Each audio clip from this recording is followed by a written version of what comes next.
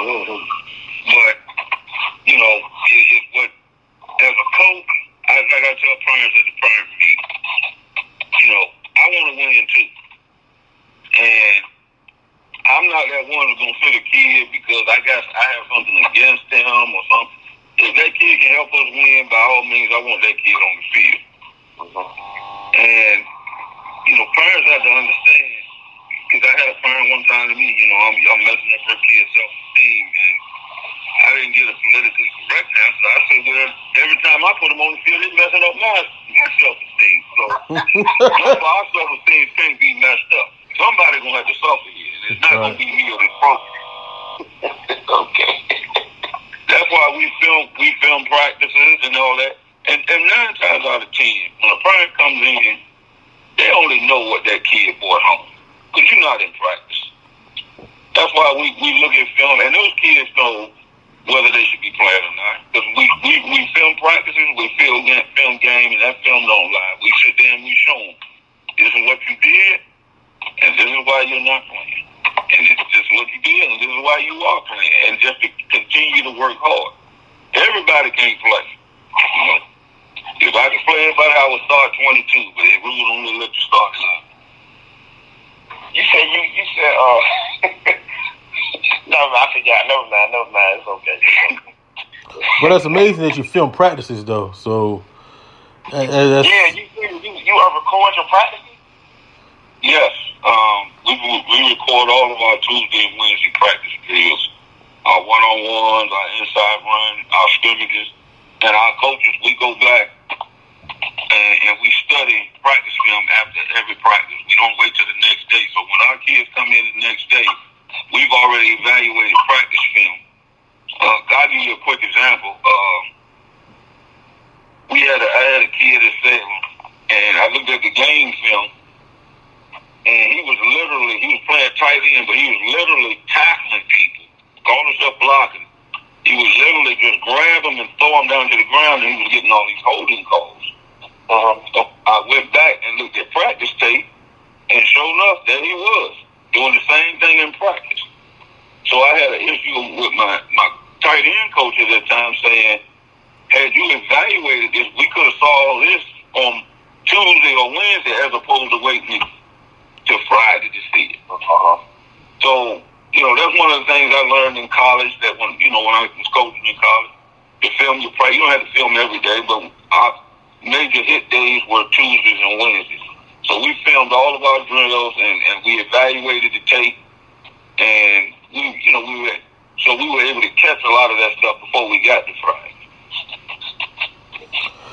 You know what, Coach? I just thought about something too. When you mentioned about you got these coaches in every position, and I just thought about something. I may be wrong, but the reason why you do that is because these kids shouldn't have no excuse about knowing their positions, because each coach has a designated position to do. So that's why I wouldn't say all these coaches, but you got all these coaches in a position where they coaching, even the tight ends coach. Not too many high schools can say they got a tight ends coach. So I'm just like, wow. It's like, you know, that way that kid, that coach out there should be teaching that kid how to play the position at tight end. And it's on the coach's fault that kid is not out there on the field doing what he's supposed to be doing. So that light bulb just came in my head about that. So I just learned something new. Well, you never can have enough eyes. And like I said, every kid has an individualized plan. And one thing about coaches, as well as players, every coach has to know their role. You have to, as a head coach, you have to define their role, and every coach has to carry that role out. You know, and that's where success comes in. Nobody can be bigger than the program, including the head coach. You know, it's like a pyramid. I coach coaches, coaches. You know, if I see kids doing something, I don't go to that kid. I go to that coach. You know, just like I give you praise when they're doing well, you're going to get criticism when they're not doing well. But at the same time, a good head coach, you're talking about leadership, a good head coach or a good leader, period, is one that allows or makes his people think I'm working with you and you don't work for me. You know, I don't want my coaches to feel like they work for me. I want them to know that if I ask them to go pass out a helmet, I'm not going to ask them to do anything I'm not willing to do. Okay. That's good. That's how coaching. I think that's how coaching should be, but it's not always like that. Right. Well, some coaches have identity problems. If I got to tell you I'm the head coach and I'm really not the head coach, you will know I'm the head coach by my action. Okay. So let me ask you this. Let's say if you got a 10th grader, he balls out every time you get him a chance. He balls out, but you got a senior in the same spot. You had this senior for 4 years. You had this senior. But the 10th grader is better than the senior. Do you play the 10th grader or do you keep the senior? Well, one thing I'm not is 7-11. I don't check IDs. And if the 10th grader can play, see, if I got a 10th grader and a senior on the same level, I'm gonna play that 10th grader every time because that 10th grader I got 2 more years with them. Right. So I don't get into a whole lot of, you've been here the longest. I get in here, who can help this team win? Who can help our program go to the next level, regardless of the grade? Okay. And that's how it should be. Yeah. Definitely. Should be on the field. That's how it should be. So what's your prediction this year, Coach Jack? 8-2, 9-1, 10-0. Well, I'm different when it comes to stuff like that. I got 10 games on my schedule. I expect to win all 10. If I think I'm 8-2 means that there's 2 teams on my schedule I don't think I can beat. And if I got teams on my schedule I don't think I can beat, we're not practicing that week. I'm just gonna show up that Friday.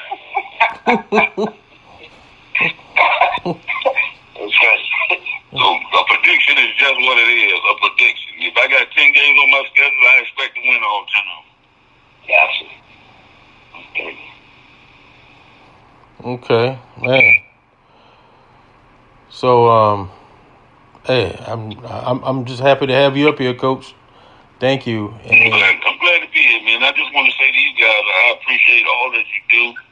As far as getting exposure for our kids and getting out here and asking those questions. I mean, you don't know if you don't ask. And trust me, I've been following you. I listen to your podcast and so forth. Because, I'm interested in elevating our area when it comes to athletics, not just in football, but, all of our sports, and more importantly, elevating our kids. Right. And like I said, I done had to put some time in. And anytime a coach wants to sit down and talk about, the one thing I think I would encourage coaches to do is not so much focus on the X's and O's, especially if you're trying to be a head coach. So focus more on the organization side. The very questions y'all were asking, like how you deal with parents, or just how to organize a practice, filming practice, just putting together practice plans. I can't stand going to a practice to see a coach.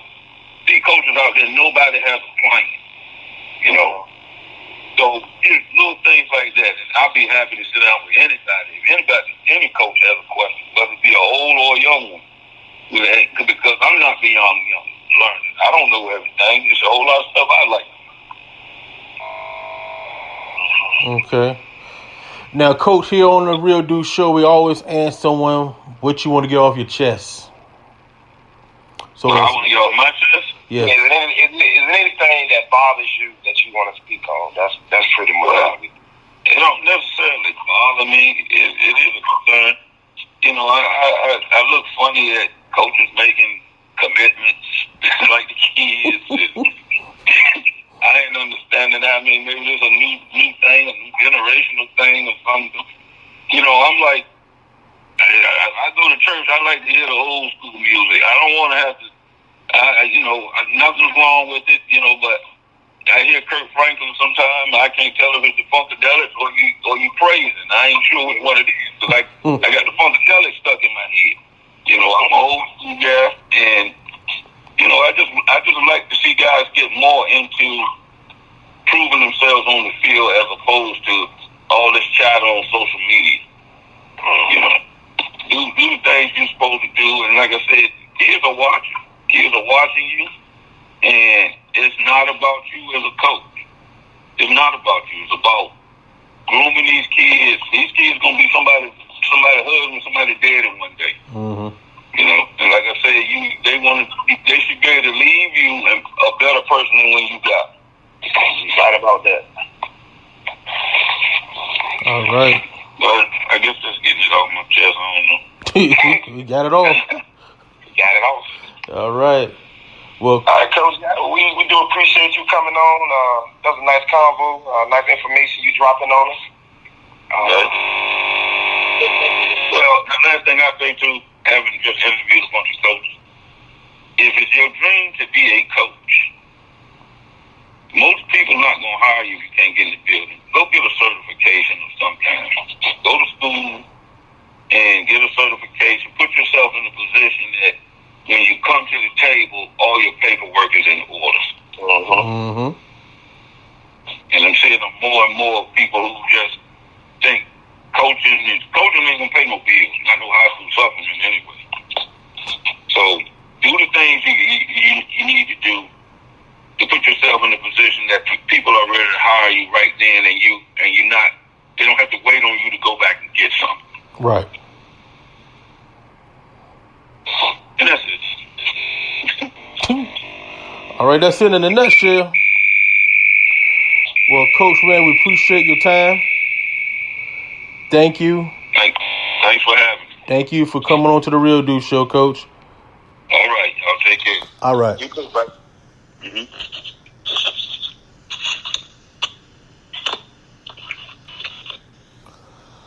All right. That was head coach. We call him Coach Robert Jackson. Great information, man. Great nuggets. Yes, sir. Yeah. You hello? Yeah, I'm here, brother. Yeah. Okay. All right. So what was your take on that, man?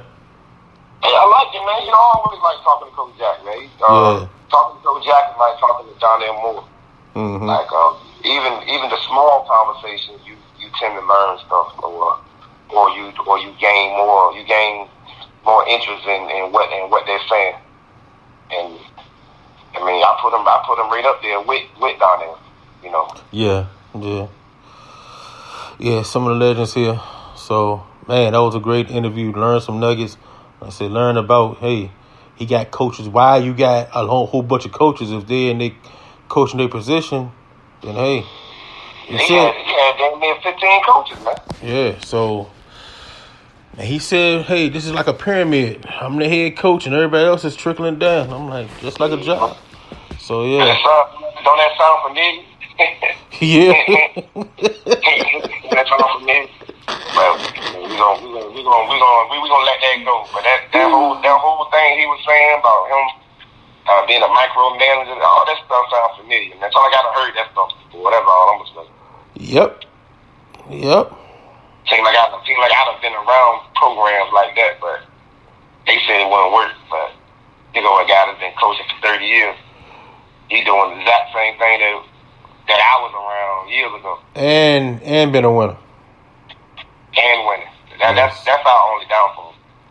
We ain't winning enough. That's all. Yeah. Yep. We ain't winning enough. Man. So, what else is on your plate? Just me and you now. What's up? What's going on? You put something funny on Facebook the other day. You said you want to tell me how the corniest person in the world could get the baddest girl in the world. Yeah. And you ain't no money. Yes, right. Let's explain that to you, fellas. Let me explain to you. Here's relationship advice number 1. The Love Doctor is here to let you know that you can be the corniest dude in the world, but still win the heart of any woman that you want without any money. Without any money. Do tell. Well, this is what you have to do. Now, being corny Meaning that like me, because I'm corny. I'm a cornball. Hey, you know that. I don't sugarcoat. I'm a cornball.